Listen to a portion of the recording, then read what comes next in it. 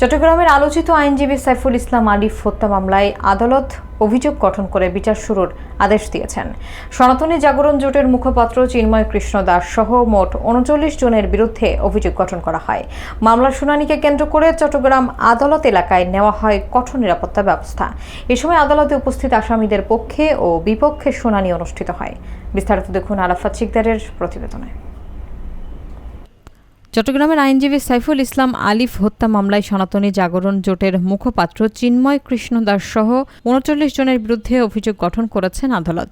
সোমবার সকালে চট্টগ্রাম বিভাগীয় দ্রুত বিচার ট্রাইব্যুনালের বিচারক মোহাম্মদ জাহিদুল হক মামলাটির অভিযোগ গঠন করে বিচার কার্যক্রম শুরুর নির্দেশ দেন।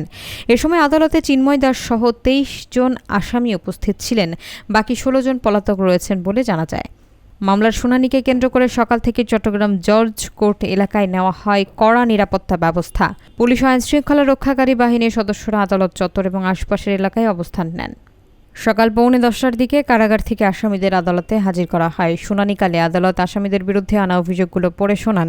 চিন্ময় দাসের পক্ষে তার আইনজীবী অব্যাহতির আবেদন জানালেও রাষ্ট্রপক্ষ তার বিরোধিতা করে। আদালত উভয় পক্ষের বক্তব্য এবং মামলার নথিপত্র পর্যালোচনা শেষে অভিযোগ গঠন করেন।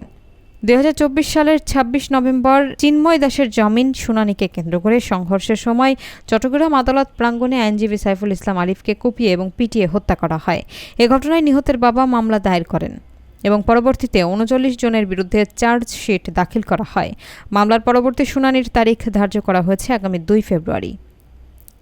এই আজকের ঘটনায় প্রথমত বিজ্ঞ আদালত বলেছেন আসামিপক্ষে আইনজীবী আছে কিনা। তখন চিন্ময় প্রকাশ চন্দন প্রকাশ চিন্ময় সে বলছে আমার আইনজীবী অপূর্ব কুমার আসতেছে। ইন দ্য মিন টাইম সে একটা বক্তব্য দিছে, আদালত তার বক্তব্যটা নিচ্ছে। চিন্ময় বলেছিল পুলিশের প্রিজন ভ্যান থেকে হ্যান্ডবাইক নিয়ে যে আমাকে যেহেতু গ্রেপ্তার করা হয়েছে তোমরা তোমাদের আন্দোলন চালিয়ে যাও, অর্থাৎ আমি মুক্তি না হওয়া পর্যন্ত তোমাদের আন্দোলন চালিয়ে যাও, এই বলে সে তার অনুসারীদেরকে, তার উগ্র অনুসারী যারা সন্ত্রাসী কার্যক্রম চালিয়েছে তাদেরকে নির্দেশ দিয়েছিল।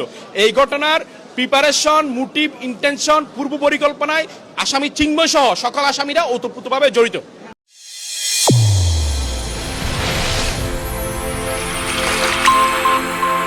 চ্যানেল A1 হৃদয়ের